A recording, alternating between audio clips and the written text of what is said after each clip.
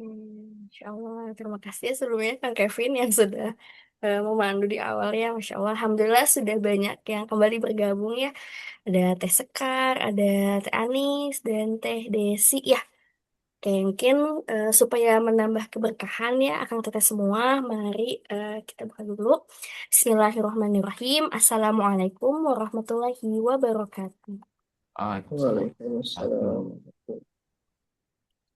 Alhamdulillahirabbil alamin wa bihi nasta'inu ala umuri dunya waddin wassalatu wassalamu ala asrofil anbiya'i wal mursalin wa ala alihi wa sahbihi wa man tabi'ahu bi ihsanin ila yaumiddin.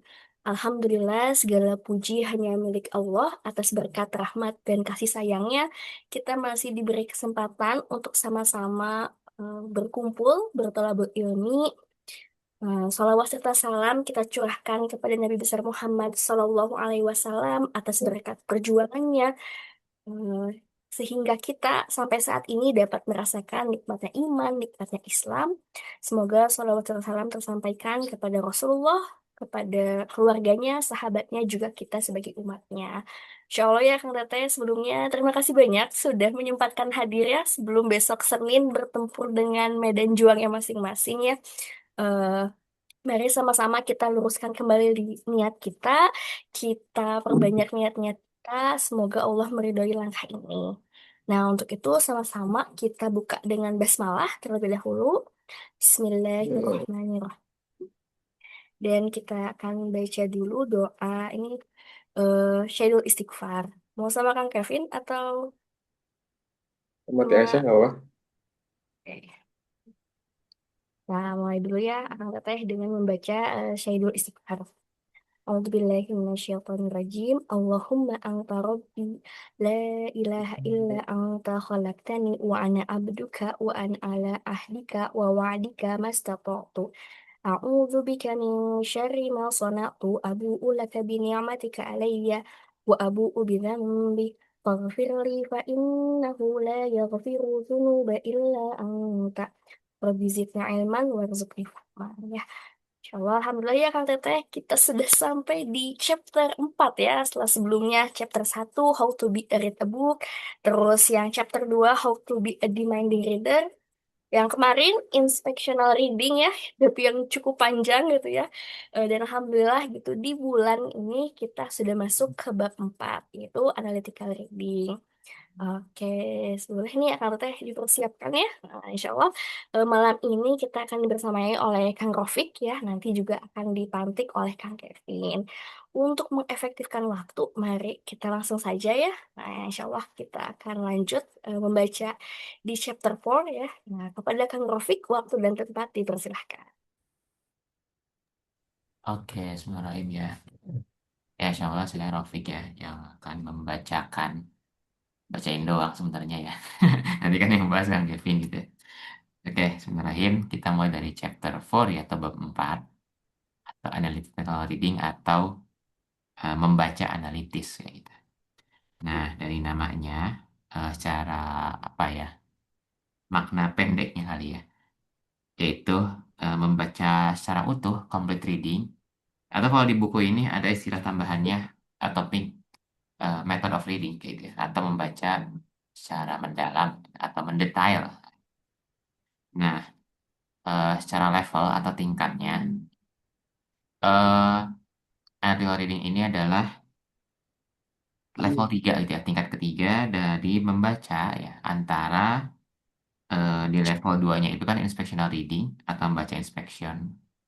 Dan yang keempatnya itu adalah syntopical reading atau membaca syntopical kayak gitu.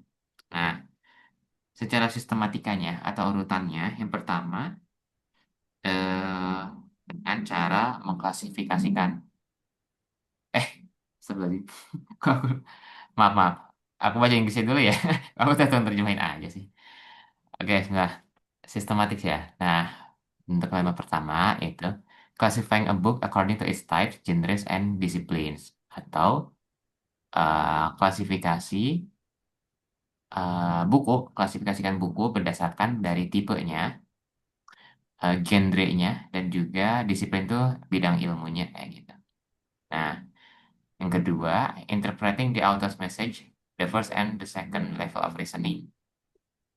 Meninterpretasikan pesan dari si penulis bukunya. Itu di level pertama dan kedua dari penalaran gitu di sini. Nah, apa ya? Pertanyaan kuncinya, Q-nya itu adalah what is being said in detail gitu. Jadi apa sih yang disampaikan secara detail di bukunya.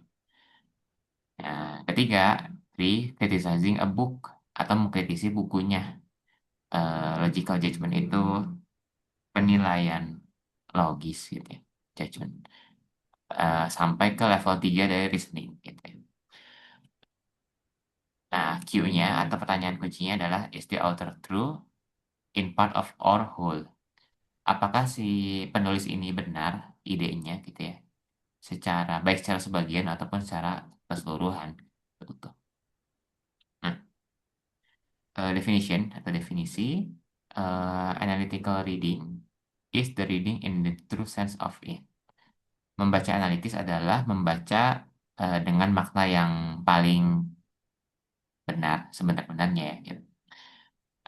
Membaca ya, analytical reading can be defined as an intellectual effort to understand the author's intent.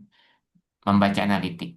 Membaca analitis ini dapat didefinisikan sebagai sebuah upaya intelektual, ya, upaya akal untuk memahami maksud dari si penulisnya di buku itu. Melalui ya through understanding language or linguistics and reasoning or logic. Melalui pemahaman dari bahasa, ya, keilmuan ilmu bahasanya, linguistiknya, dan juga reasoning penalaran atau logikanya. By examining the author's explicit message or text, starting from terms, proposition, and arguments. Dengan cara menilai, meneliti dari, ya, mengamati dari pesan eksplisit yang dituliskan oleh si penulisnya, ya teksnya gitu ya. Dimulai dari terma atau istilahnya, lalu proposisi atau usulannya, dan argumen si penulis. Hmm. Oke, sampai situ dulu Kang Rofik. Bismillahirrahmanirrahim. Rabbi zidni ilman warzuqni fahman bi rahmatika ya arhamar rahimin. Allahumma rzuqna fahman nabiyyin wa hifdzal mursalin wa ilhamal malaikatal muqarrabin. Subhanaka la ilma lana illa ma 'allamtana innaka antal alimul hakim. Rabbi israh li sadri wa yassir li amri wa hlul 'uqdatam min lisani yafqahu qawli. Alhamdulillah kita masuk ke bab keempat ya di apa? Di pertemuan The Art of Reading. Dan ini menjadi bab terakhir di buku ini. Sebenarnya ada satu bab lagi, namanya itu inspectional reading, inspectional, syntopical reading. Tapi menurut ya di bukunya juga dijelaskan ya bahwa syntopical reading ini sebenarnya nggak terlalu dibutuhkan oleh kebanyakan orang. Tuh. So, chapter ketiga ini jadi chapter yang paling susah sebenarnya, analytical reading. Chapter ketiga di buku ya. Ini kan chapter 4 di bukunya Art of Reading. Nah, di How to Read a Book-nya Adler itu, ini chapter ketiga, Analytical Reading. Ini jadi salah satu bagi saya level yang cukup sulit, masuk ke level yang cukup tinggi. Nah, tapi kata Adler itu, di level inilah reading itu sebenar-benarnya reading itu ada. Reading in the true sense of it. Yang beneran baca itu ya di level ini gitu. Kata Adler tuh begitu. Nah, di level ketiga ini, intinya itu ada di sistematik ini. Sistematik yang pertama kita mengklasifikasikan buku itu buku apa? Kita udah pernah belajar itu ya. Ada type, apakah dia itu expository atau imaginative literatur, which is novel. Genrenya apa? Apakah genrenya itu ya genre ya, sampai masuk ke disiplin. Misalkan genrenya tentang biologi, physics, math, atau sosial, such. Disiplinnya terbagi ke berbagai disiplin ilmu pengetahuan, knowledge. Nah, yang kedua itu interpretasi penulis. Ini artinya coming to the terms. Kita kita paham makna apa yang disampaikan penulis. Ini yang kita sedapat mungkin dapat hal yang ini, yang nomor dua. Coming to the terms.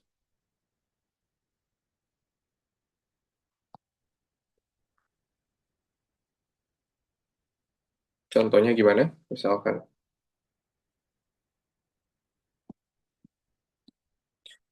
kita baca bunga ya. Jangan bunga deh. Kita baca interest. Interest kan bahasa Inggrisnya bunga. Eh,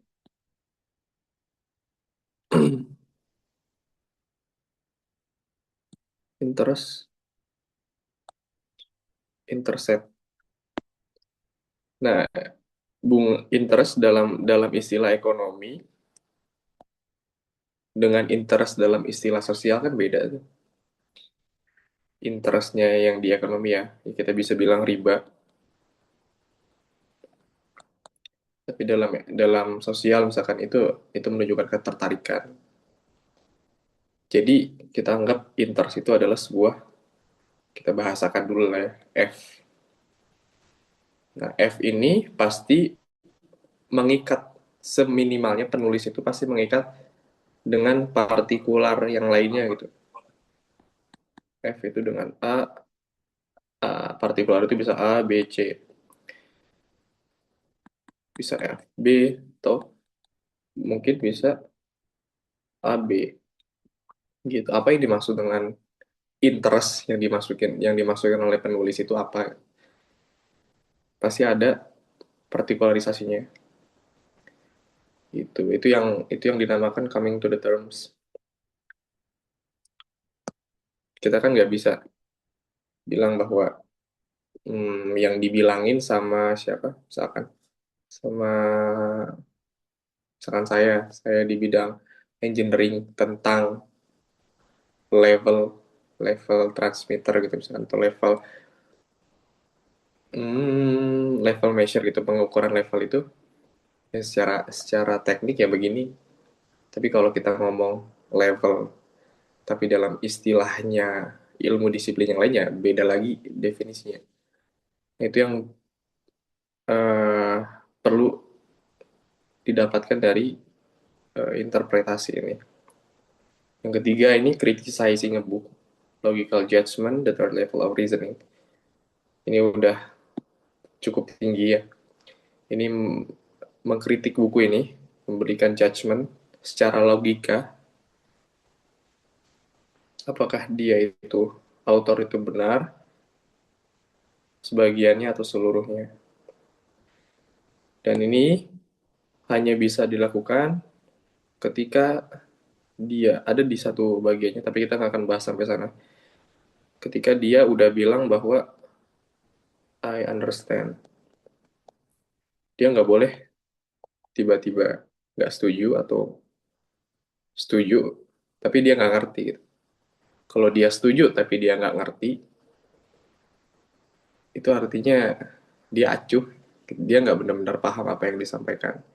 Tapi kalau dia nggak setuju, tapi dia nggak ngerti, ya itu sombong gitu namanya. Dia nggak Dia nggak benar-benar satu yang nggak benar-benar tahu dan menolak gitu. Tadi udah dibacain definisinya, the true sense of it, terus intellectual effort to understand the author's intent through understanding language, linguistic, and reasoning logic by examining. Nah, jadi ilmu alatnya tuh di sini ada ilmu alatnya di sini ada dua. Ada logic sama apa?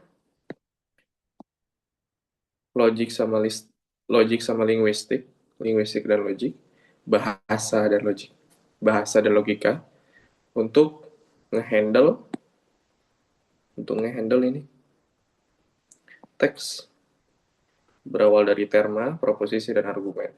Nanti nanti kita bisa melihat ini juga, ini dalam kerangka units of touch. Ada juga units of language. Secara logika sama secara bahasa. Secara bahasanya kita bisa ketemu terms itu setara dengan words.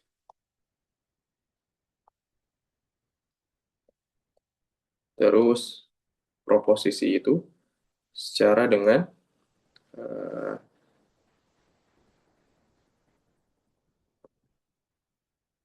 sentence, kalimat.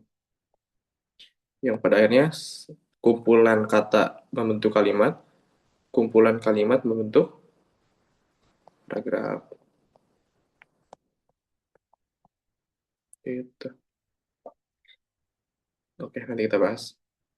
Enggak dilanjut lagi Kang Profik. Oke, siap. Gitu ya. Key instrumental skills required ya, atau keterampilan instrumental kunci yang diperlukan. Pertama, linguistics ya, atau ilmu bahasa. Untuk yang basicnya atau dasar, grammar, syntax, and morphology.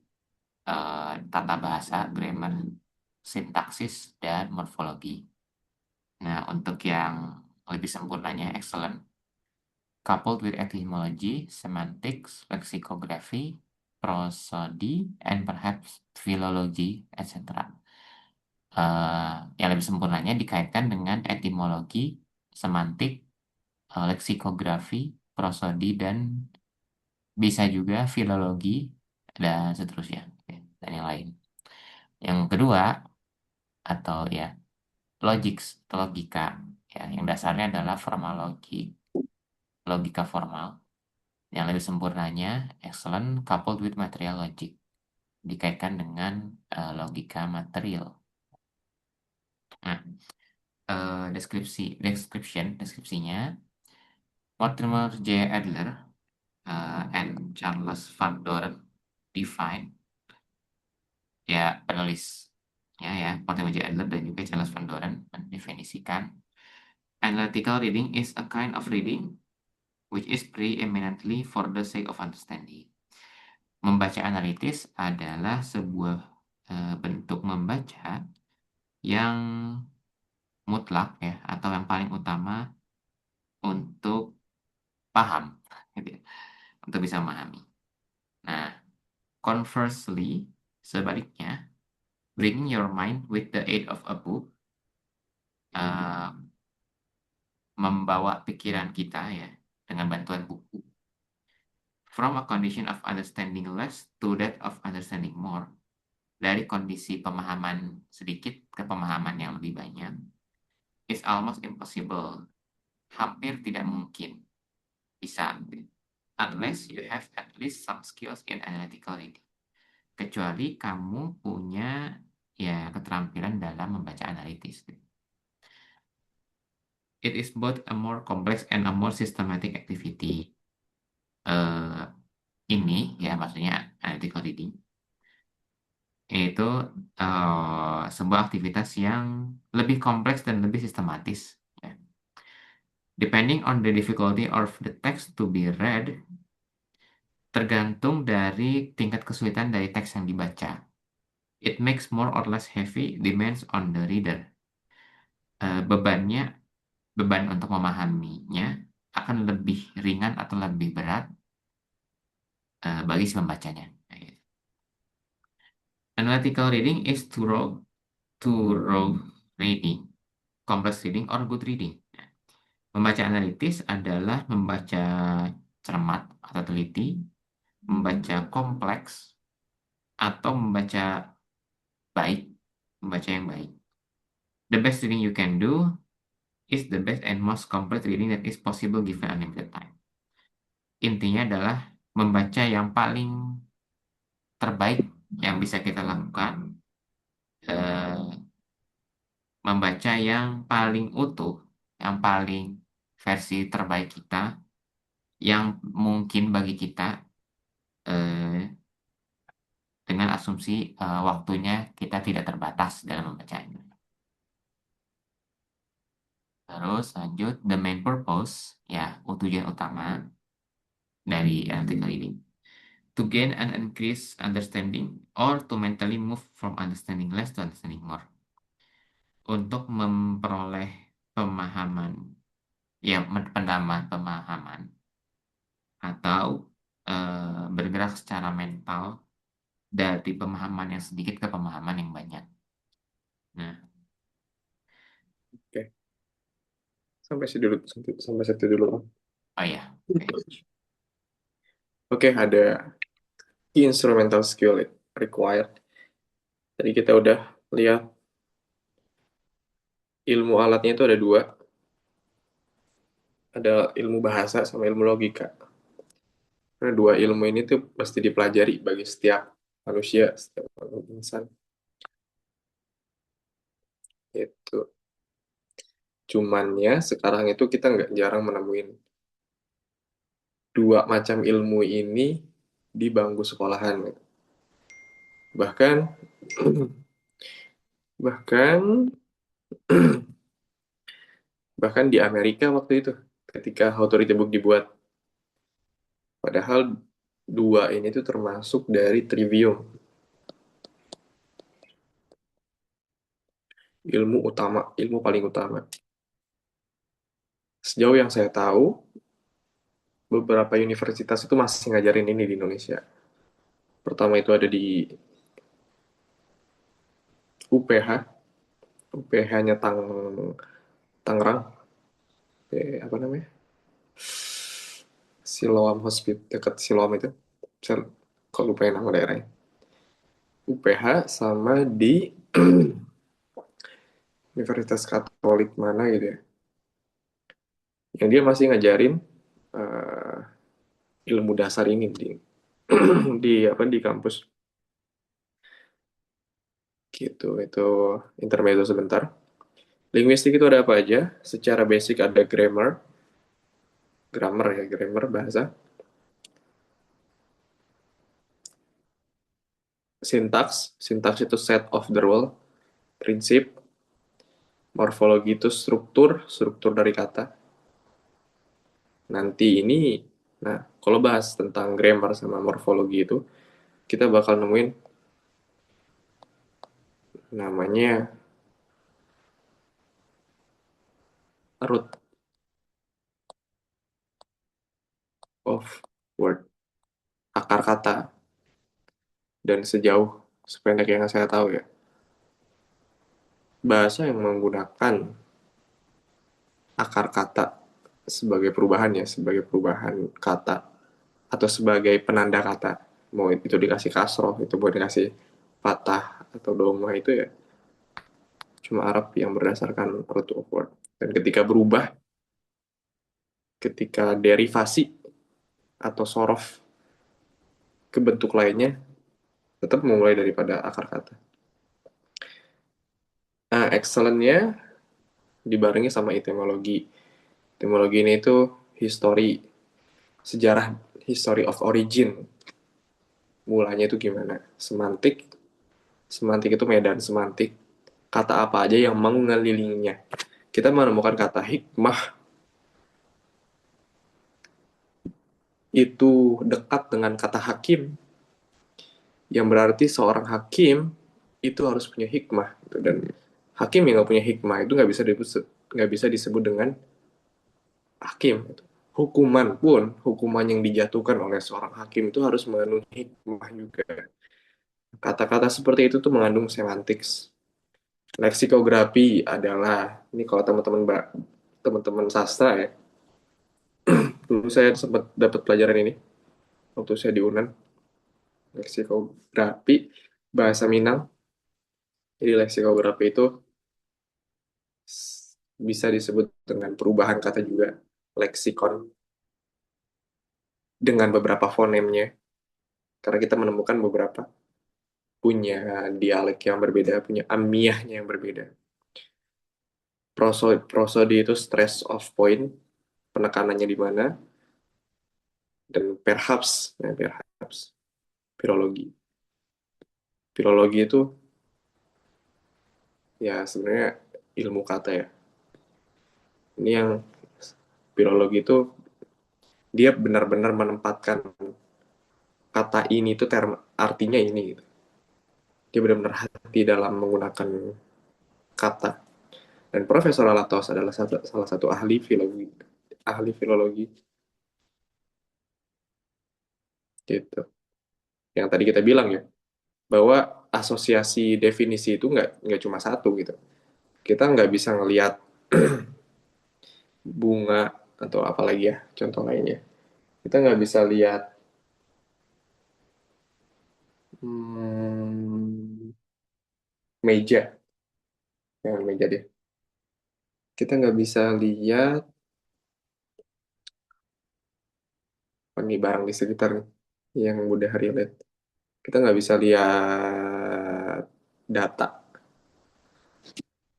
misalkan data. Data itu misalkan dia untuk orang-orang IT ya, data nggak hanya nggak mesti dalam bentuk wujud ya, wujud dalam artian ada bendanya di sini gitu. Bendanya nggak ada tapi ada di bentuk yang lain, misalkan di bentuk bit atau byte, itu disebut data juga gitu.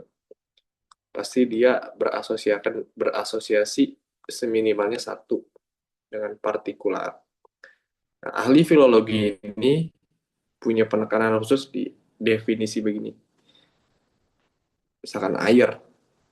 Air itu apa? Yang kita minum ya air juga. Yang dihasilkan oleh kambing atau sapi juga air juga. Tapi kan itu air susu. Sekarang definisi air yang sebenarnya itu apa? Makanya muncul bahasa matematika yang katanya itu adalah bahasa yang paling rigid. Ya let's say kita bisa katakan iya begitu. Walaupun dalam keberjalanannya nggak sebut nggak serigid itu gitu. Kenapa nggak serigid itu? Kita nggak bisa lihat yang dilakukan sama Israel itu. Kita nggak bisa ngelihat 10.000 tahanan ya. Misalkan 10.000 tahanan itu ya, ya itu nggak sekedar angka gitu. Ya kalau rigidnya apa, kita bisa lihat kalau misalkan air itu kan dia punya unsurnya H2O, dan H2O ini hanya mengikat pada air. Kita nggak bisa tetapin H2O itu untuk air susu, air apalagi dia, air gula, itu bukan H2O lagi gitu. Kepanjangan di bagian linguistik. Lanjut ada logika formal ya, atau lengkapnya dilengkapi dengan material logik. Nah, di pesantren-pesantren ini masih dibahas materinya Isa Guji, materi logika formalnya. Ada salah satu sarjana filsafat barat. Gitu. Deskripsi Adler sama Van Doren itu mendefinisikan bahwa analytical reading adalah preeminently for the sake of understanding. Sebuah persiapan untuk meraih pemahaman itu. Makanya tadi kita lihat di atas bahwa analytical reading ini ya reading for understanding. bukan yang lain. Yang membawa kita dari kondisi of understanding less to that of understanding more. Dari kondisi kita sedikit tahu ya, minal ma'lum ilal majhul. Karena kenapa ada kalimat begini? Karena hampir tidak mungkin kita melakukan pembacaan ya, pengetahuan, kalau kita nggak punya some skills ya tentang pembacaan itu gitu ya. Kita nggak mungkin bisa baca kalau kita nggak kenal sama sama apa dia namanya, sama huruf, sama kata-kata, bagaimana cara membunyikannya ya. Gitu. Jadi kalau misalkan belajar dari sering kita bahas ya. Kalau kita misalkan ngomong belajar untuk dari yang nggak tahu jadi tahu itu sebenarnya salah. Kita dari sedikit tahu menjadi lebih tahu gitu. Minal maklum, dari apa-apa yang sudah maklum. Nah, ini kita bahas masuk ke linguistik lagi nih. Maklum itu kan dia punya apa dia? Punya kata dasar ya, ulum. Terus ulum juga punya semantik lainnya, alam, ilmu, ulama, ilal majhul, majhul, salah, nggak pakai titik C. Ini majhul, majhul itu punya kata dasar juga jahil. Majhul tidak diketahui. Jahal, jahal itu ya, ya bodoh. Walaupun pada nantinya itu punya tingkatannya sendiri lagi. It is both a more complex and more systematic activity. Ini adalah dia adalah gabungan dari aktivitas yang sistematik dan kompleks. Tergantung dari daripada kesulitan teks yang sedang dibaca. Bisa jadi lebih sedikit, bisa jadi lebih banyak. It makes more or less heavy demands on the reader. Analytical reading is true reading, complex reading, or good reading. The best reading you can do is the best and most complete reading that is possible given unlimited time. Sebaik pembacaan yang bisa kita lakukan itu adalah analytical reading tanpa batasan waktu. Jadi tujuannya itu kita paham mau seberapa banyak waktu yang dipakai untuk paham itu. Itu. Nah, the main purpose to gain an increased understanding or to mentally move from understanding less to understanding more. Untuk berangkat dari sedikit tahu menjadi lebih tahu. Oke, maka dilanjut lagi. Kang Rocky. Ya. Oke. Apa understanding ya tentang uh, definisinya mental process or movement from initial state of understanding to a second or increased understanding, sebuah proses mental atau pergerakan mental dari kondisi awal, pemahaman awal ya, menuju pemahaman yang kedua, gitu, pemahaman yang lebih bertambah. From the known to the unknown in order to gain new known. Dari yang pengetahuan yang sekarang tahu, yang iya yang sekarang, menuju yang tidak tahu untuk mendapatkan ya pengetahuan yang baru. See chapter 1, lihat bab 1.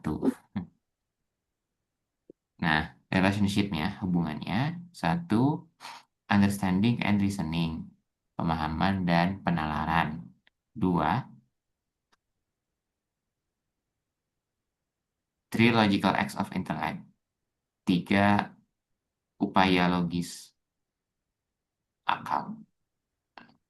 Yang tiga, understanding is achieved through mental cooperation between readers and narrators.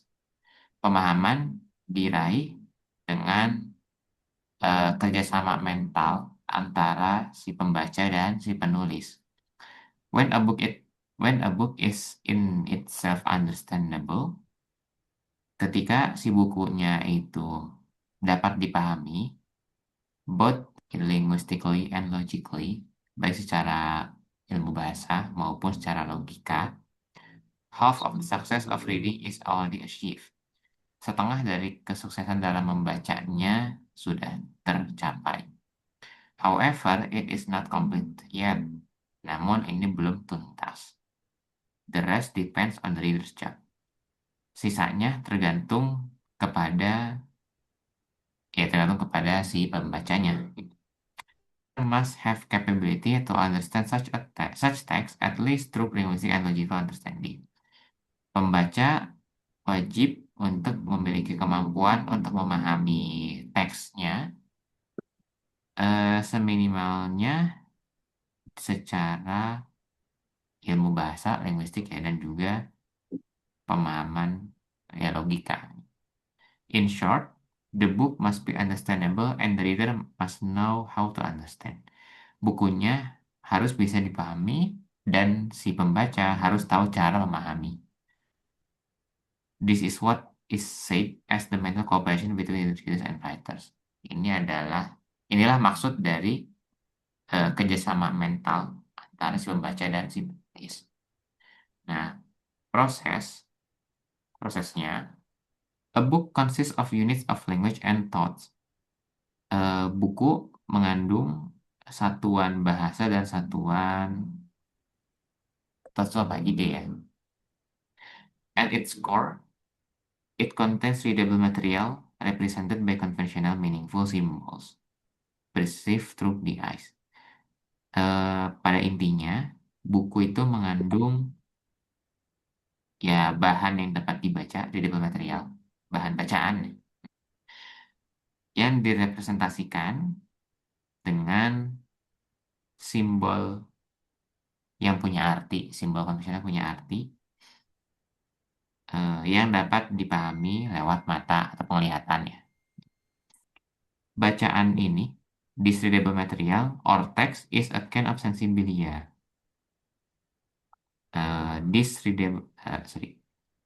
Bahan bacaan ini atau teksnya adalah sebuah sensibilia, things that can be sensed, sesuatu yang dapat diindra, which enters the internal sense, such as memory and imagination, yang masuk ke dalam indera dalam, internal, seperti memori, ingatan, dan juga imajinasi, by means of the external sense of sight, melalui indera penglihatan. Nah, metaphorically, the content of a book is like nutrition. Secara metafor, konten dari sebuah buku itu seperti nutrisi atau ya gizi. It must be mentally digested, absorbed, and preserved by the perceptive power. Konten buku ini harus secara mental dicerna, diserap, dan dijaga dengan kemampuan persepsi, perceptive powers, then abstracted by the intellect. Lalu diabstraksikan oleh intelek itu apa ya? Pembaca ya, ya akal, pikiran, oleh pikiran, sorry. This process of abstraction called intellection, proses abstraksi ini atau inteleksi, transform sensibilia, tadi sesuatu yang into intelligibilia. Jadi mengubah dari hal yang dapat diindra, ya bacaan, menjadi intelligibilia, objek pemahaman, pemahaman kita atas objek itu. Moving forward from what is already understood toward new understanding. Bergerak dari pemahaman yang saat ini menuju pemahaman yang baru. Ya. Thus, understanding is the fruit of the intellectual acts. Sehingga pemahaman adalah buah dari sebuah upaya intelektual, upaya akal. The first act, upaya pertama yaitu simple apprehension.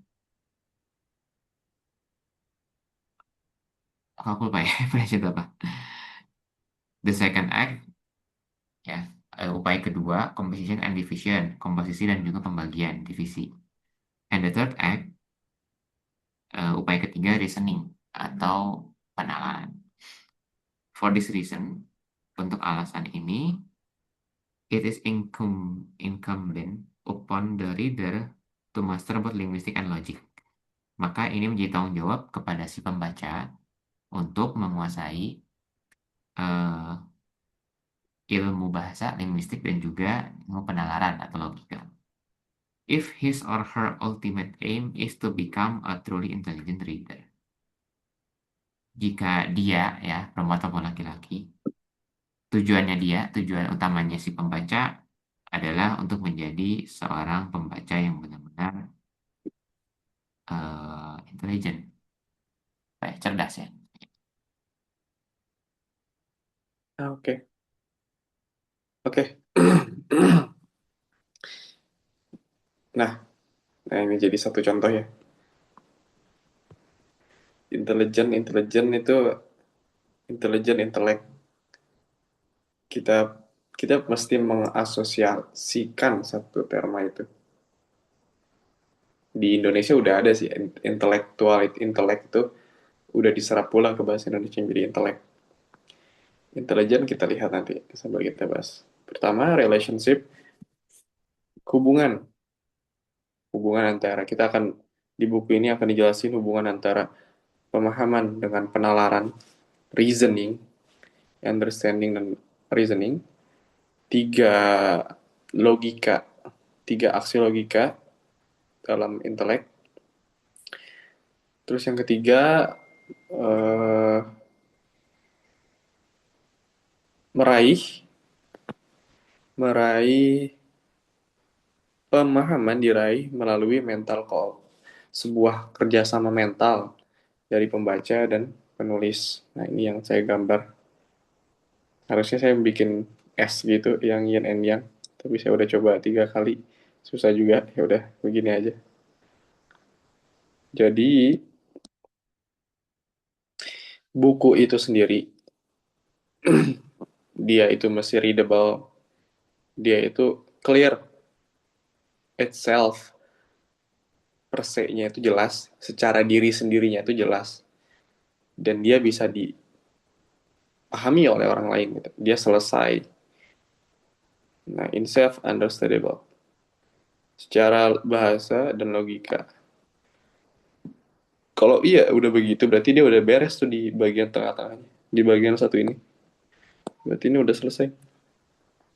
Kalau itu nggak komplit, sejago, semahir apapun si pembaca ya, dia cuma bisa beresin satu bagian ini.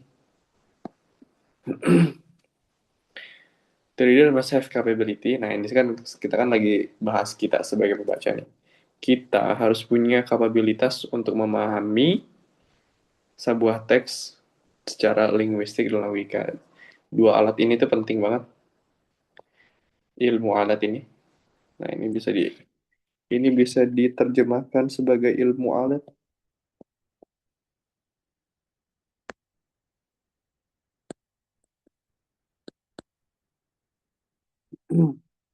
Logika dan bahasa. Secara simpelnya, the book must be understandable, the reader must know how to understand. Buku itu buku itu harus understandable dan pembacanya itu harus tahu bagaimana caranya menjadi paham. Yang yang ya untuk jadi paham kita lagi pelajarin ini di analytical reading.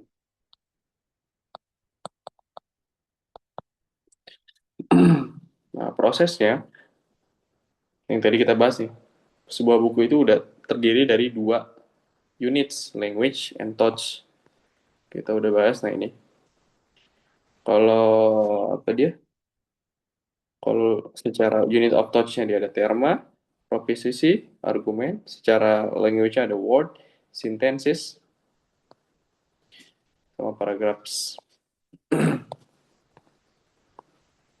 Gitu. Let's next.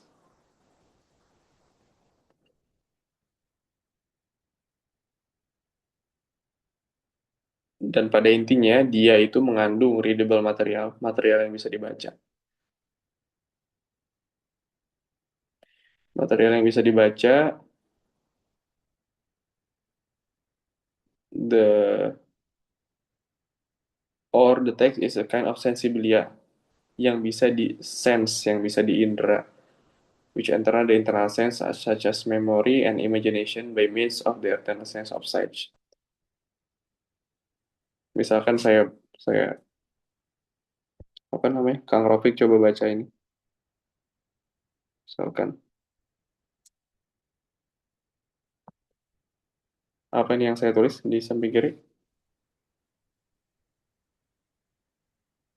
kelihatan nggak? Iya, kelihatan. Cuman apa ya? Aku sulit bacanya. Al, ah, Saya nulis alokozai. apa itu? Saya nggak tahu. Al Kozai. Nah, dia kan sebuah huruf juga nih, sebuah susunan huruf. Hmm. Tapi kan nggak diketahui itu artinya apa. Nah, artinya dia nggak readable gitu. Bukan sesuatu yang bisa dibaca karena nggak karena ya kalau kita ngasal aja misalkan Z T H C, kita nggak bisa baca apa-apa ini. Tapi kalau kita baca bisa kalimat ini misalkan imagination. Nah, ini sesuatu yang kita bisa baca. Inilah yang dimaksud dengan readable material. Tuh. Nah, tadi ala kozai. Di sini ada brand tisu. Saya bawa ya. Ini ada brand tisu. Namanya ala kozai. Jadi saya ngambil aja terus. Oke, next. Metaphorically, the content of book is like nutrition. Ini kita bahas, udah pernah bahas di Tamsil, di pemisalan nutrisi. Bahwa buku itu harus diproses secara mentally ya. Diserap dan dihidangkan dengan perceptive power. Kita kan masak ya, kita kan menyerap itu kan dengan kekuatan kita juga ya. Perlu dikunyah dulu, perlu di benar-benar kunyah lembut atau kunyah ya seperti itu aja. Kita kan nggak ngunyah bubur sebagaimana kita ngunyah daging kambing gitu. Itu pun makanan yang mesti dikunyah ya. Ada beberapa makanan yang nggak perlu dikunyah. Atau minuman yang nggak mesti dikunyah gitu. Gitu. Jadi ada buku-buku yang dia itu harus benar-benar dikunyah dan ada yang nggak perlu dikunyah gitu. Kayak misalkan novel ya. Kita novel kan nggak bisa. Nah, oh ya ini disclaimer juga. Analytical reading ini hanya berlaku pada karya ekspositori. Nggak uh, hanya karya-karya yang non fiksi ekspositori. Kenapa nggak imajinatif literatur? Ya, kalau kita melakukan analytical reading terhadap karya fiksi, let's say novel, itu berarti itu artinya kita jadi kritikus sastra. Kita menikmati sebuah karya, kita menikmati sebuah karya sastra, tapi kita ngejudge bukan apa ya, nggak menikmati sebagaimana cerita itu dibuat gitu ya. Walaupun terus apakah kalau kita melakukan analytical reading dalam dalam sastra, dalam karya sastra itu kita bisa disebut kritikus sastra?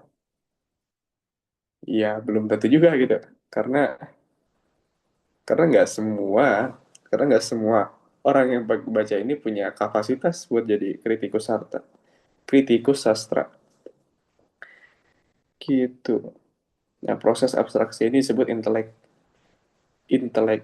intellection, transform sensibly into intelligible. Ngerubah nih sesuatu yang ada, misalkan kita misalkan punya meja,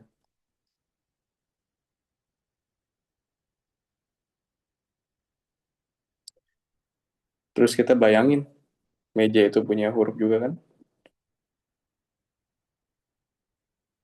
Dan kita bayangin di mental kita sebuah meja. Kita gambar lagi.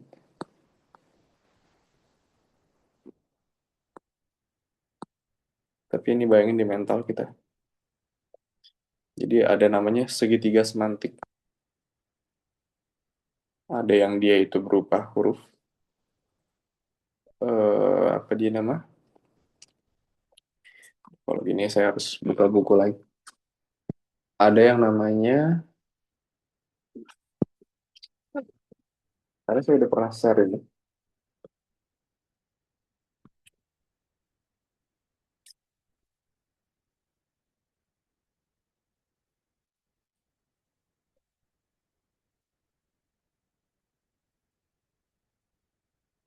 Saya geser sini. Ada yang namanya dia itu reference. Ada yang dia namanya reference, tapi dia pakai T. Ada yang namanya sign or symbol.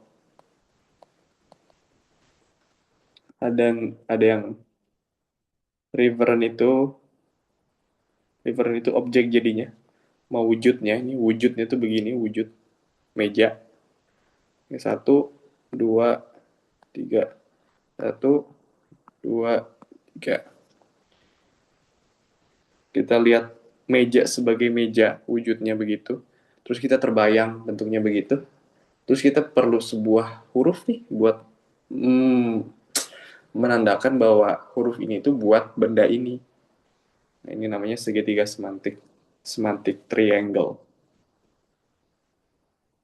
Nah, oke. Gitu dulu simpelnya. Moving from what is already understood toward new understanding, bergerak dari apa yang sudah dimaklumi menjadi pemahaman baru, dan pemahaman ini adalah buah dari aksi intelektual. The first act, simple apprehensions, aprehensi dasar. Second act, komposisi and division, komposisi dan pembagian. Nah, ini nanti kita bakal berkenalan sama sarjana barat. Ada Aristotle juga, dia ketat dengan pembagian. And the third act, reasoning. Dan selanjutnya penalaran. For this reason, it is incumbent upon the reader to master both of linguistic logic if his or her ultimate aim is become a truly intelligent reader. Kalau dia benar-benar menjadi pembaca yang intelijen, linguistik dan logic ini mesti dipunyai. Gitu. Tadi saya mau bilang apa ya? Nah, kayak misalkan the first act, understanding.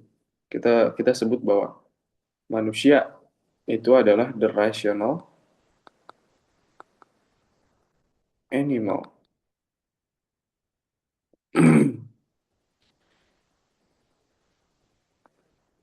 Ini kalau kita tarik ke atas tuh animal itu adalah pembagian dari beberapa wujud ya, beings. Kayak misalkan eh, apa dia? Kayak misalkan dari animal, sebelum ada animal ada vegetatif. Terus life, non-life, body, sampai ke atas nih. Vegetatif. Apa dia nama? Tumbuhan juga kan hidup juga tuh. Tapi dia nggak seperti animal yang dia punya insting.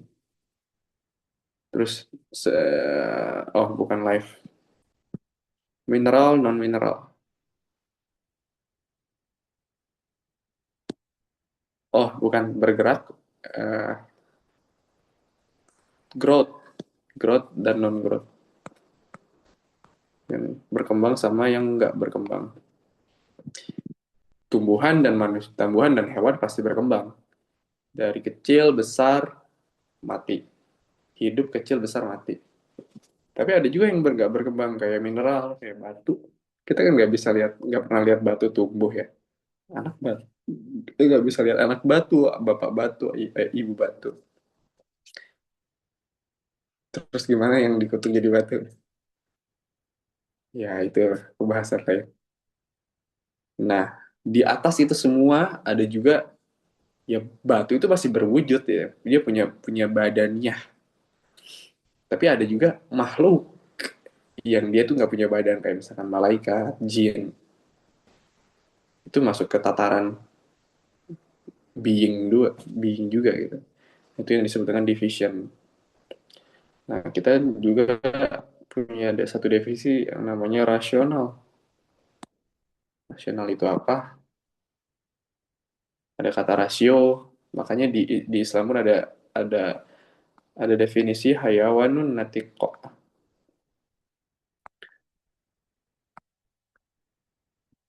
Kun bahwa ya hayawan yang berbicara ya.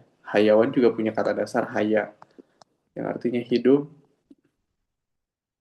Natik juga punya banyak akar kata. Kita bisa lihat nutkun itu ada di surat Al-Mursalat 77, surat 77 itu di sampingnya banget halaman sebelahnya Anaba, sebelahnya itu di baris-baris awal kita bisa nemu nutkun yang nanti punya konsekuensi juga. Nah itu hal-hal yang mesti dipelajari oleh seorang seorang intelligent reader. Oke. Hmm,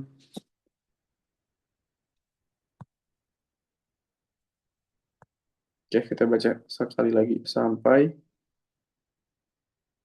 object of analysis. Udah nggak, Kang Taufik? Oke, dari nah, level of understanding, tingkat pemahaman.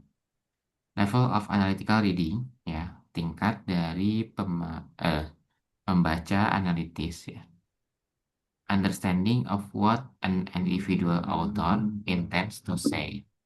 Memahami dari apa yang dimaksudkan oleh penulis satu orang individu. Uh, it is hence properly called analytical understanding. Oleh karena itu, ini disebut apa ya? Lebih tepatnya disebut sebagai pemahaman analitis, analytical understanding. It also would be considered to be understanding gained from one particular book. Ini juga bisa dianggap sebagai pemahaman yang didapat dari satu buku tertentu, satu buku khusus. Terus, level of syntopical reading, tingkat dari membaca sintopikal, yaitu is understanding of ideas, a discourse by some authors. Level dari membaca sintopikal itu adalah memahami ide, ya, jamak ataupun tunggal, ya, atau ya, sebuah diskursus atau wacana dari beberapa penulis.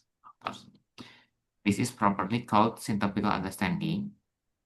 Ini juga uh, also referred to as dialectical, discursive, or synthetic understanding. Ini juga disebut sebagai pemahaman sintopikal, yang juga bisa disebut sebagai pemahaman dialektikal, diskursif, atau sintetis.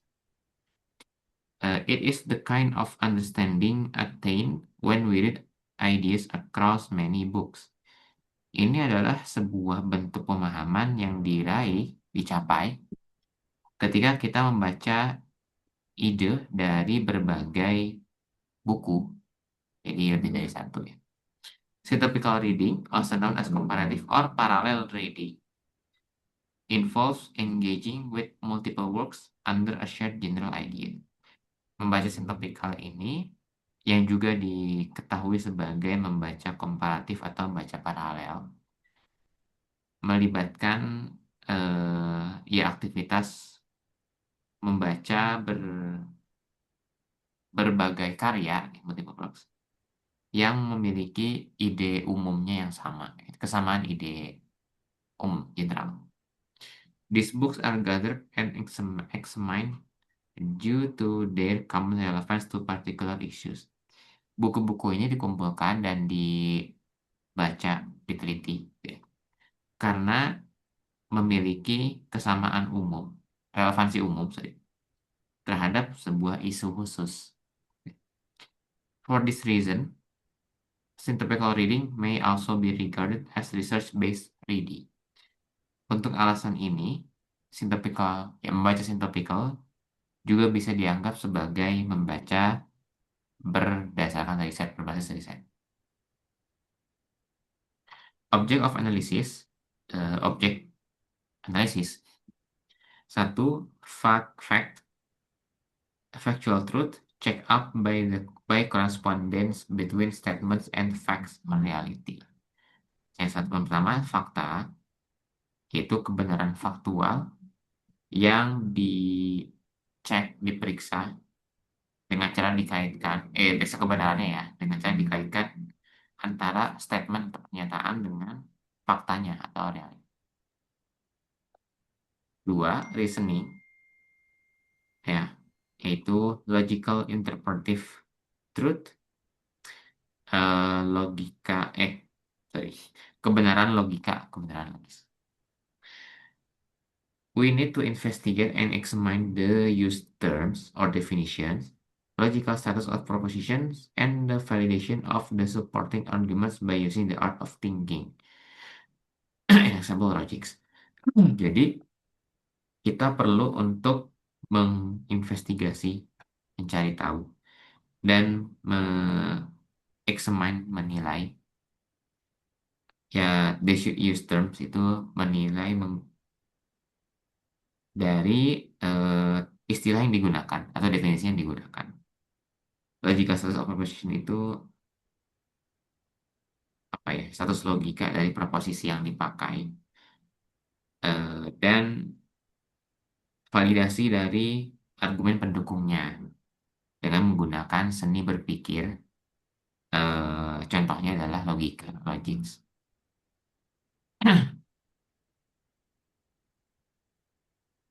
Oke, turun Kang Taufik sudah mengusahakan. Oke, kita masuk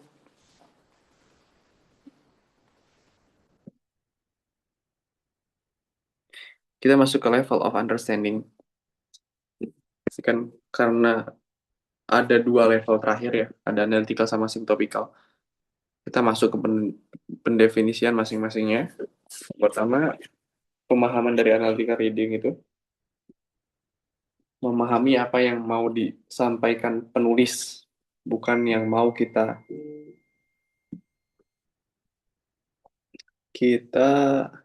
yang bukan semaunya kita gitu ya. Kita ngejelasin sesuatu yang sesuatu itu penulis itu ngomongnya ini gitu. Konsep din agama yang Prof. Alatos gaungkan itu begini gitu.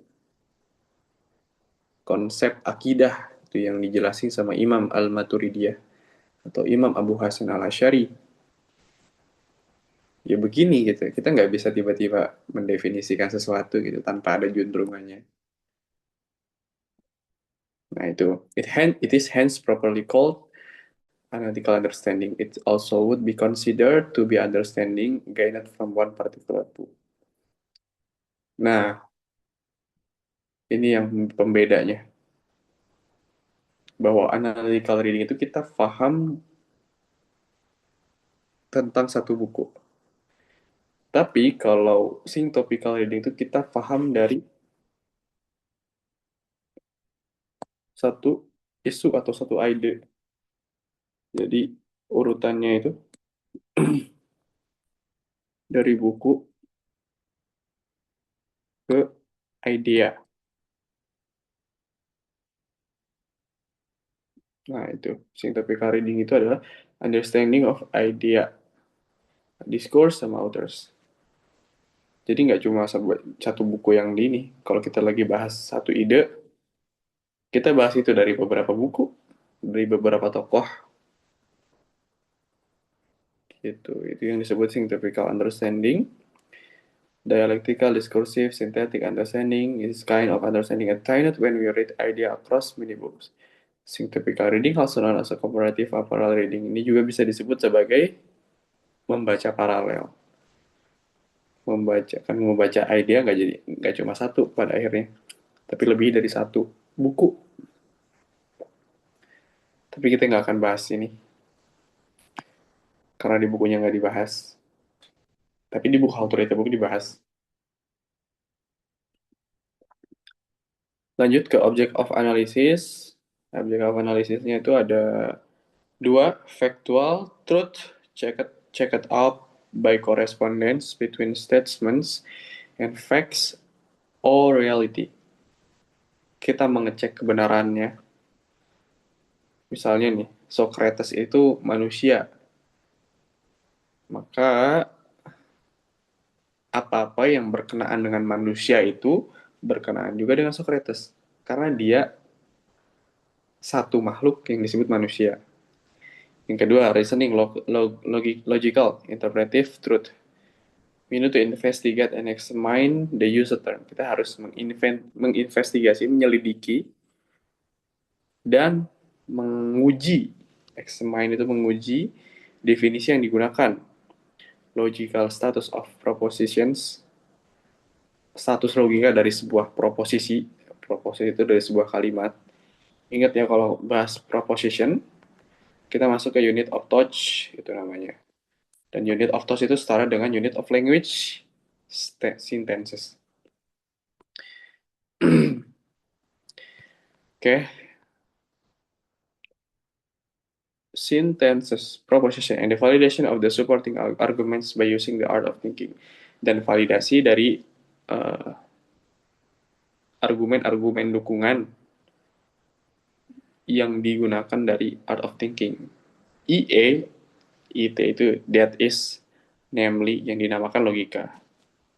Contohnya gimana? Contohnya ini, misalkan ada satu sintensis, ada satu proposisi, Socrates itu manusia. Ada proposisi kedua, uh, bahwa semua manusia itu mati gitu. Maka akan ada sebuah proposisi baru yang ketiga, yaitu Socrates will die. Nah, nanti kita cari nih, bener nggak sih? Bener nggak sih Socrates itu manusia? Nah, itu namanya factual truth atau check up by correspondence. Terus kita cari, bener nggak sih manusia itu bakal mati? Kok yang bukan manusia bisa nggak mati? Ada nggak sih yang bukan manusia, tapi bisa mati? Nah, itu masuk ke bagian division, composition, and so on. Ala kulihal begitu. Sekarang udah 18 sana jadi 21 18. Kita udah bahas 1 2 3 4, Insya Allah 4 dari 9 halaman lagi ya. Saya harus mutalaah lagi bagian rule of analysisnya. Itu aja mungkin dari pertemuan hari ini. Saya balikin ke Teh Aisyah buat kita diskusi. Kalau ada yang mesti didiskusikan, semoga. Masya Allah, jazakallahu khair ya Kang Kevin ya untuk pemaparan dan pendalamannya gitu. Banyak hal-hal baru ya, banyak pendalaman ini sih kalau buat aku ya di pertemuan kali ini. Dan Kang Rofik, terima kasih banyak ya sudah membantu menerjemahkan. Nah, barangkali Mbak Namila, Mbak Anis, Kak Humi, Kang Rama, Teh Rita nih ada yang ingin ditanyakan atau ingin dikonfirmasi nih barangkali. Boleh banget ya. Enggak.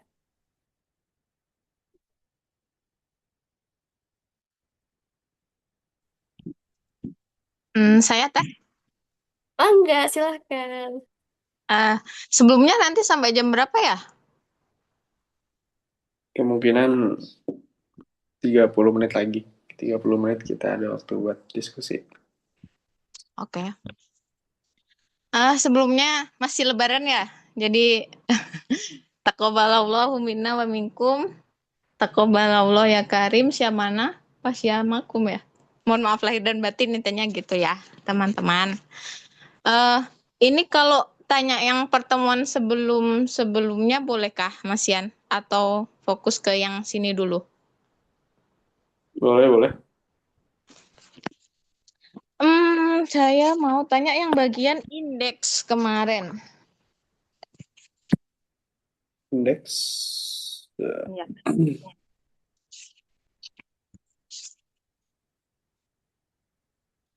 Indeks itu kan yang di halaman 50 paling bagian bawah itu. Nah, itu kan tidak semua yang sering keluar itu jadi keyword. Padahal sebelumnya di pemahaman saya itu ketika banyak yang disebut itulah yang jadi pembahasan utama si penulis gitu kan. Ternyata kan enggak. Eh, itu keywords ini apakah apa ya? Berarti bukan termanya gitu kah? Terma pokok bahasan utamanya gitu kah? Dan itu kenapa kok bisa apa? Maksudnya tujuan penulis menuliskan banyak kata itu tapi ternyata bukan keywordnya itu digunakan untuk apa gitu? Fungsinya untuk apa? Itu sih kalau untuk yang indeks. Kemudian untuk yang pertemuan ini itu tadi terkait sastra ya. Eh, Hmm. di saya rada susah dan saya juga keluar masuk. Jadi ya sekaligus tanya, sekaligus konfirmasi gitu kali ya. Jadi kalau ketika kita menganalisis karya sastra itu jatuhnya bukan analisis tapi ke kritikus sastra. Kalau nggak salah gitu. Saya nangkapnya tadi gitu. Kalau salah nanti mohon diluruskan aja. Nah, itu berarti ketika kita membaca sebuah karya sastra, kemudian kita mencoba menginterpretasikan makna. Kadang kan kata-kata sastra juga enggak apa ya, enggak mudah kita pahami juga gitu. Ada kata-kata yang perlu kita interpretasi ulang, bahkan kadang interpretasi kita sama orang lain itu pun beda gitu. Nah, di situ tuh berarti itu nggak masuk analisis. Berarti karya sastra itu kita nggak bisa analisis gitu kah? Itu sih pertanyaannya. Dan kalau kritik kemarin tuh kalau nggak salah ingat, Sintopikon itu masuk di kritik. Kritik itu berarti dia udah yang melakukan Sintopikon kalau nggak salah gitu sih. Uh, Seingat saya yang waktu pembahasan di hari Rabu itu gitu. Jadi gimana gimana ya gitu. Itu terima kasih sebelumnya. Oke, terima kasih Mbak Nis. Taqabbal ya Karim. Semoga Allah menerima apa-apa amal-amal yang kita lakukan dan yang akan kita lakukan. Saya jawab yang ketiga dulu tentang judge, tentang kritik. Sebenarnya bukan di sing topikal, tapi di ketiga juga di tahapan ketiga analytical reading itu ada kritisi buku.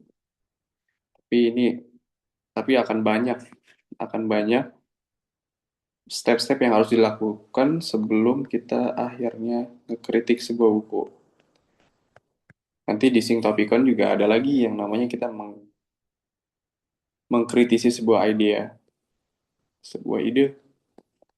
Terus pertanyaan pertama itu saya mas di review. Nah, indeks kenapa banyak ada kata-kata yang dimasukkan ke dalam indeks tapi dia itu bukan keyword, bukan kata yang penting gitu.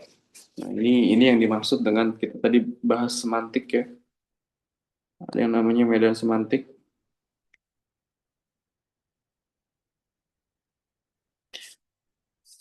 Semantic field. Di dalamnya kita nggak bisa hanya bahas hakim misalkan. Tapi kita nggak bahas tentang apa itu hikmah, apa itu hukuman, apa itu hukmah. Jadi banyak banyak yang berkaitan dengan itu, banyak terasosiasikan dengan yang lainnya gitu. Nah, kata-kata yang terasosiasikan juga karena dia dituliskan dalam sebuah buku, ya dia akan masuk ke dalam indeks, gitu. Dalam indeks. Ya, misalkan ada hikmah, ada hukum,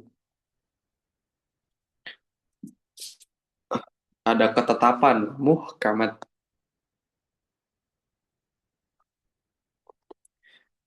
Nah, hal-hal yang seperti itu pasti masuk juga ke indeks gitu, nggak? Jadi nggak cuma important words atau keywords, kata kunci doang yang masuk ke indeks, tapi kata-kata yang mengasosiasikan terhadap satu kata itu ya dia akan masuk juga ke indeks. Cuman ya keyword ini punya porsi yang lebih banyak daripada kata asosiasi tadi gitu. Misalkan kata hukum di bukunya di buku-buku hukum, misalkan di bukunya Muqaddimah, dia akan punya banyak, dia akan sering kali disebut misalkan satu di halaman 14, 27, bla bla bla, dibandingkan dengan kata eh, kata apa dia muhkamat misalkan tetapan yang misalkan dia cuma disebut satu kali halaman 3. Itu semakin banyak dia disebut dalam sebuah indeks, itu menandakan bahwa dia itu adalah keyword atau important words gitu. Yang ke Pertanyaan yang keduanya, kenapa kita nggak bisa apa dia kenapa kita nggak bisa menerapkan analytical reading ini ke satu buku yang lain selain expository. Kayaknya dijelasin juga di sini. Nah, this one, analytical reading applies primarily, terutama untuk karya expository. Since these works aim to teach the reader. Sejak karya ini ditujukan untuk mengajari suatu pembaca tentang satu scientific atau ini mengajari pembaca mannernya secara saintifik dan filosofikal. Karena kita ngebahas terms, proposition, argumen gitu. Kalau misalkan kita baca misalkan karyanya Hoiril Anwar, Aku si binatang jalang misal. Apakah kita akan ngebedah tuh jalang itu apa, binatang jalang itu apa? Sebenarnya dia mau ngomong apa sih dengan menggunakan kata itu? Gitu. Such element are logical. Terus kita masukin nih, masuk logika nggak ya? Seorang puit, seorang penggubah puisi itu ngomong kayak gitu. Terus such elements are logical rather than poetic device and cannot be solved unimaginatively later. Karena ya apa dia nama hal-hal yang berkaitan dengan sastra, imaginative literature itu lebih kepada poetic device, kata-kata yang indah, kata-kata yang ya terkreasi dari daya akal itu, yang kadang dan dia nggak apa dia nggak terkungkung dalam sebuah tataran logika gitu. Orang-orang sastra ya dia nggak terikat dengan logika. Mau dia Misalkan dia bilang gajah dalam tempurung ya, yang itu nggak masuk logika nggak ada masalah. Karena bukan syarat, bukan jadi salah satu syaratnya karya sastra itu harus masuk logika. Sedangkan expository works itu harus masuk di logika gitu. Makanya ilmu alatnya itu salah satunya logika. Nor can fiction be judged. Dan fiksi itu nggak bisa dijudge. by the same standard of factual truth that apply to expository works. Kita nggak bisa ngejudge dari karya sebuah fiksi itu dengan standar yang normal, dengan standar yang umum gitu. Kita bisa katakan Socrates itu mati karena memang manusia itu ya mati pada akhirnya gitu. Tapi di karya sastra itu yang saya bilang tadi ya nggak berlaku hukum-hukum logika dasar. Terus dijelasin bahwa karya ekspositor itu adalah membawakan ilmu dalam sebuah manner yang scientific. Sedangkan imaginative literature itu membawa kita ke subjective experience by using emotive statement. Makanya lebih dekat kepada diri sendiri gitu. Karya-karya sastra itu. Makanya kita kadang suka juga baca hal-hal kayak gitu. Karena let's say ya ini relate dengan kita gitu. Sama. Nah, expository itu mengubah realitas ke konseptual formula, sedangkan imaginative folk itu membuat kita lebih dekat dengan rasa realitas itu. Nah ini Mas Sidki ngejelasin ini lebih baik daripada saya. Nanti saya juga lupa eh, bahasanya bagaimana. As if it is in a direct personal experience. Gitu. Nah, di karya sastra kita nemuin juga banyak metafora, aforism, dan lain-lain gitu.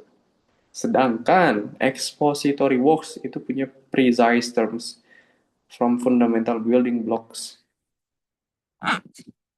Gitu. Makanya Prof. Halter tegas, tegas juga dalam pendefinisian. Makanya dia disebut ahli filologi juga ya. Kita kan nggak bisa beberapa hal itu nggak bisa ngawang-ngawang definisinya, nggak bisa pakai metafora, nggak bisa pakai aforism. Itu harus jelas gitu. Kayak misalkan konsep agama itu harus jelas, dijelaskan dengan cara yang jelas, bahasa yang jelas, logika yang jelas. Kita nggak bisa ngedefinisikan konsep din itu dengan metaforik. Walaupun bisa, orang-orang menangkap metafori itu nggak nggak apa nggak sejelas gimana orang-orang menangkap makna yang sebenarnya dijelas secara langsung dijelaskan. Gitu. Terus ditutup eh mana ya? Nah, ini ini juga saya sempat bilang ini adalah satu paragraf yang bagus.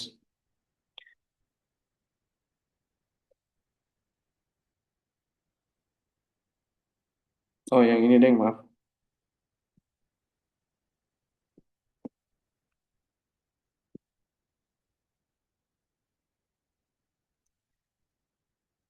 Tuh, untuk memperlakukan expository works sebagaimana imaginative literatur hanya memperoleh kesenangan, dari itu adalah menghilangkan dari tujuannya. Tapi melakukan analisis, analytical reading, let's say, kepada imaginative literatur dengan standar expository works itu menghilangkan kekuatan unik yang ada dari imaginative literatur itu. Gitu. Akhirnya ke spill juga pertemuan berapa minggu lagi nih harusnya nih. Satu, dua, let's say 2 pertemuan lagi. Gitu kurang lebih Mbak Anis.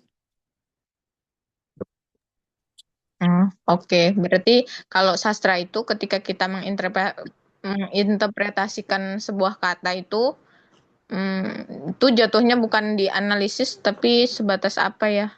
Interpretasi aja gitu ya. Terus kalau apa namanya di karya yang apa tadi yang bisa dianalisis itu kan harusnya punya satu kesamaan gitu nggak sih? Maksudnya kalau sudah kata contohnya nih agama itu gini atau enggak eh tapi kenapa orang itu masih mendefinisikan itu macam-macam gitu, nggak menemukan satu kata pakem gitu. Mereka masih bisa mendefinisikan macam-macam. Harusnya kan kalau emang apa ya? Itu tuh jadinya bisa satu gitu. Tapi kenapa mereka masih mendefinisikan macam-macam ya gitu? Kok akhirnya kok sama aja kayak mereka punya pemikiran masing-masing juga gitu. Dikembalikan ke kepercayaan masing-masing juga gitu. Itu kenapa bisa seperti itu? Kenapa nggak bisa bisa jadi satu gitu? Keputusan bulat ini loh agama udah, jadi semua tuh harus sepakat nih agama ini gitu, nggak melenceng kemana-mana gitu. Itu kenapa bisa seperti itu? Mereka itu siapa? ah ya kayak orang-orang gitu, contohnya kan kayak apa ya, hmm, kan banyak, semisal nih banyak tokoh nih mendefinisikan satu apa ya, contohnya aja pluralisme gitu. Pluralisme ini banyak kan orang-orang mengikutin pendapatnya siapa seperti itu. Terus kalau aku nggak tahu ya ini apa, saya nggak tahu nih maksudnya apakah sinkron dengan ini, saya juga belum paham gitu. Kayak misal nih ilmu fikih, wudhu nih di dalam Al-Quran kan seperti itu, tapi bisa diterjemahkan, maksudnya bisa bukan interpretasi ya, apa ya namanya? Banyak kan akhirnya sebenarnya kan di Quran cuma dijelaskan itu, tapi bisa ke macam-macam gitu. Mereka tuh itu masuk di apa gitu. Paham nggak ya Hmm, pertanyaan saya? Apakah membingungkan pertanyaan saya? ya. Nah, saya coba jawab. Nah, itu di bagian yang sudah jelas-jelas pun masih ada kemungkinan perbedaan pendapat. Nah, itu yang menjadikan itu hal yang sudah jelas bahkan jelas bagi mereka yang punya ilmu, balik lagi ya. Dan apakah yang berbeda itu salah? Kita nggak bisa menghukumi itu gitu, karena kita nggak punya ilmu tentang itu. Makanya ulama pun yang punya ilmu nggak menghukumi itu salah gitu. Selama dia masih dalam lingkup lingkup yang memang di apa namanya dimaklumi,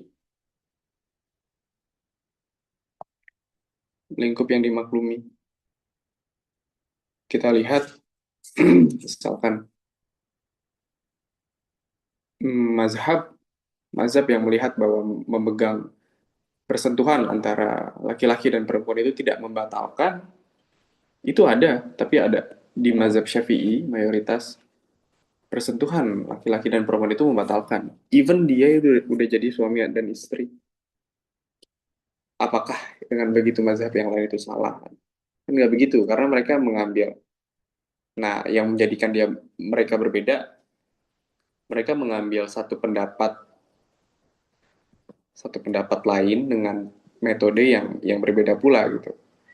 Dan metode dan pendapat itu sumbernya itu bisa diterima, tidak tidak apa namanya tidak menyalahi juga gitu. Terus apakah kita bisa bilang metode yang lain itu kok begitu gitu? Ya sebenarnya sah-sah aja kita bilang begitu gitu. Tapi apakah balik lagi, apakah kita punya apakah kita punya apa namanya kemampuan gitu ya? Apakah kita bisa misalkan let's say seperti Imam Ahmad bin Hambal yang bilang misalkan bahwa bersentuhan antara laki-laki dan perempuan itu nggak batal. Kita punya keilmuan semacam Imam Ahmad bin Hambal kan untuk bilang begitu gitu. Even di kalangan ulama-ulama sebelumnya pun masih masih benar-benar banyak eh, apa namanya hasil-hasil ulama yang masih dipelajari oleh Imam Ahmad bin Hambal. Walaupun itu bukan dari School of Thought atau madhabnya Hambali gitu. Ya itulah yang kita sebut dengan mengikut pada otoritatif.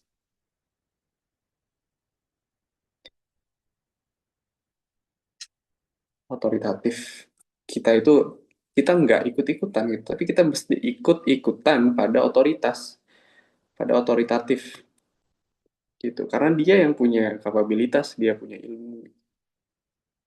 Kita nggak bisa tiba-tiba mengeluarkan satu pendapat A, B, C. Terus kita, dengan dengan kemampuan kita nggak bisa langsung baca. Makanya kenapa kita nggak, ini ya, ini bagi saya ya, kan, makanya kita nggak bisa setiba-tiba kembali kepada Quran dan Sunnah. Kalau caranya langsung kita ujuk-ujuk masuk ke Quran dan kita baca Quran, terus kita lihat, oh tafsir ini begini, oh cara wudhu dari Al-Quran itu begini, ya udah langsung aja gitu. Pemahaman kita tentang Al-Quran dibanding dengan pemahaman ulama-ulama tafsir, itu nggak ada apa-apanya.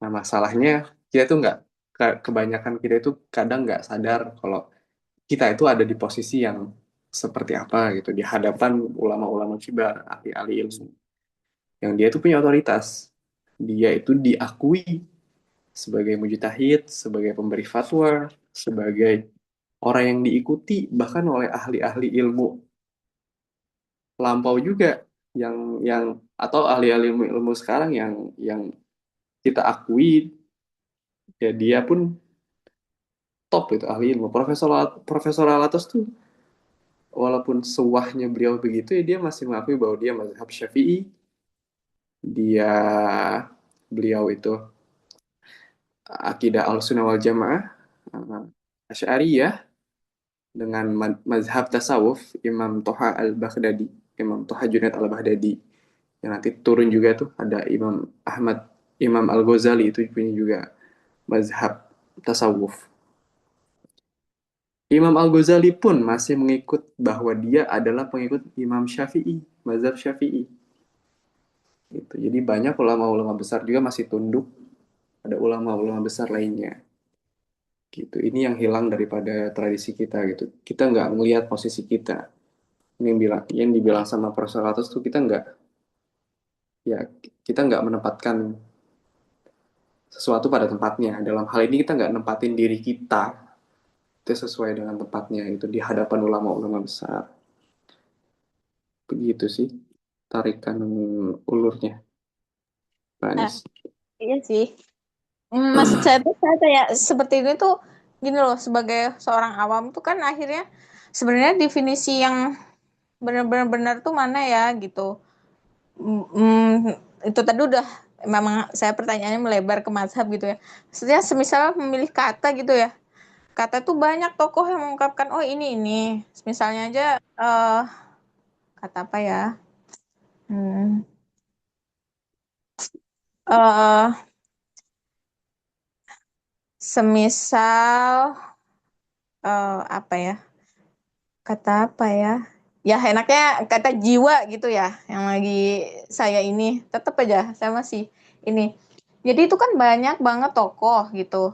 Jadi tuh akhirnya sebenarnya kita patokan jiwa nih kemana gitu kan. Nah itu tuh eh mereka kan juga punya metode masing-masing tuh. Kenapa bisa dapat definisi itu? Mereka juga melalui entahlah penelitian kah, pencarian kah, pemikiran dan sebagainya gitu kan. Dan ya melihat lagi ya paham maksudnya kapasitas kita sebagai seorang pelajar itu kan akhirnya harus memilih kan mengikut yang mana gitu nggak sih. Nah dari situ eh, dasarnya kita ketika kita akhirnya memiliki apa ya mengambil pengertian satu kata itu dari si A semisal seperti itu tuh dari mana gitu. Oke, Paham nggak maksud pertanyaannya, paham nggak? Atau saya yang salah tanya ya? Kan bisa pertanyaan itu salah ya. ya kita harus, kalau di Mulai Jembesi nih, sebelum di Art How to Read a Book kelas pertama saya sama Pak Yogi, kita belajar juga cara cara menalar dulu, cara menalar, cara reasoning, terus kita buat pertanyaan-pertanyaan yang memang menggugah, pertanyaan yang memang menggugah dan emang the sake of understanding gitu. Kadang dulu dulu waktu saya nanya yang aneh-aneh, saya dibilang sebenarnya maksud antum untuk nanya itu apa gitu. Apakah ketika antum tahu terus apa gitu. Itu dari sana Dari sana saya benar-benar eh, di kelas khusus saya benar-benar kalau saya bertanya saya benar-benar aplikasikan dulu tuh apakah ini masuk ke dalam pertanyaan yang benar-benar dibutuhkan ditanyakan di kelas itu. Lalu saya coba tanya ke diri sendiri juga apakah saya sebenarnya tahu jawabannya atau saya hanya mau sekedar tahu gitu tanpa ada tujuan yang jelas. Nah, itulah yang ada di tradisi keilmuan kita gitu yang di tradisi keilmuan barat sebenarnya ada pula gitu tapi hanya beberapa beberapa school of thought ya gitu. Jadi apa yang bisa saya jawab kalau mau mencari the truth ya, the hakikat hakikat kebenarannya ya tetap ya untuk melihat kebenaran pun kita harus meyakini memakai jalan apa ya. Apa atau mau mau bikin jalan sendiri pun ya sah-sah aja kalau misalkan memang jalannya benar begitu karena yang menjamin yang memberikan ilmu kan Allah sendiri dan Allah bisa memahamkan seseorang tanpa orang itu perlu belajar gitu makanya kita mengenal para sufi para tasawuf yang dia nggak misalkan nggak belajar dari guru karena memang bisa dikatakan bahwa cara Allah memahamkannya itu nggak seperti proses yang lain gitu. Nah, itu kenapa kita nggak bisa menilai bahwa ahli-ahli sufi, ahli-ahli tasawuf itu nggak berilmu gitu. Gitu. Cuman kita memilih kebanyakan dari ya ahli-ahli fikri ya. Kita memilih jalan yang untuk belajar begini. Dan balik lagi ya kita nggak untuk mencari sebenar-benar hakikat ya. Kita harus tahu, kita harus belajar juga dan kita harus mengambil mengambil cara pandang. Kalau nggak mau buat sendiri ya ikut pada pada yang sudah terotoritasi, terotoratisasi. Karena kalau ngikut sendiri untuk mencapai kebenaran ya itu rentan rentan rentan salahnya gitu. Karena kita nggak lebih lebih alim, kita nggak lebih solih daripada ulama-ulama sebelumnya. Yang ulama-ulama sebelumnya pun dia lebih tahu, tapi dia masih mengikut pada ulama-ulama yang lainnya. Gitu. Itu sih yang bisa saya jawab. Saya kembaliin ke Teh Aisyah.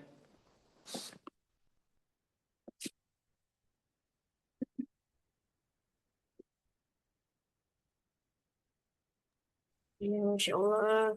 Terima kasih banyak ya Kang Kevin atas pemaparannya juga Teh Anis ya tadi menambah pengetahuan juga gitu ya buat kita. Barakallahu fikum. Masya Allah Kang Kevin ya. Terima kasih banyak ya sudah menyempatkan waktunya ya di tengah kesibukannya gitu ya dan udah mulai masuk maghrib berarti ya Kang di sana. Mm-mm. Masya Sudah Allah. Mas. Mungkin untuk pertemuan kali ini ya kita cukupkan Akang Teteh. Terima kasih banyak sekali lagi untuk yang sudah hadir ya sampai akhir juga Akang Teteh yang lain. Semoga pada pertemuan kali ini ya tidak ada yang tertinggal selain kebaikan gitu. Ilmu-ilmu yang sudah kita dapatkan bisa Allah tolong ya untuk kita amalkan. Sekali lagi jazakumullah khair. Mari sama-sama kita tutup dengan membaca hamdalah. Alhamdulillahirabbil alamin. Istighfar, astagfirullahaladzim. Astagfirullahaladzim. Dan doa kafaratul majelis, subhanakallahumma wa bihamdika asyhadu an la ilaha illa anta astaghfiruka wa atubu ilaik. Selamat istirahat dan bersiap ya untuk hari Senin, Kang Teteh. Semoga Allah mudahkan, Allah tolong. Insya Allah pekan depan kita berjumpa lagi di Ahad malam. Sekian, wassalamualaikum warahmatullahi wabarakatuh. Waalaikumsalam. Tuh. Waalaikumsalam.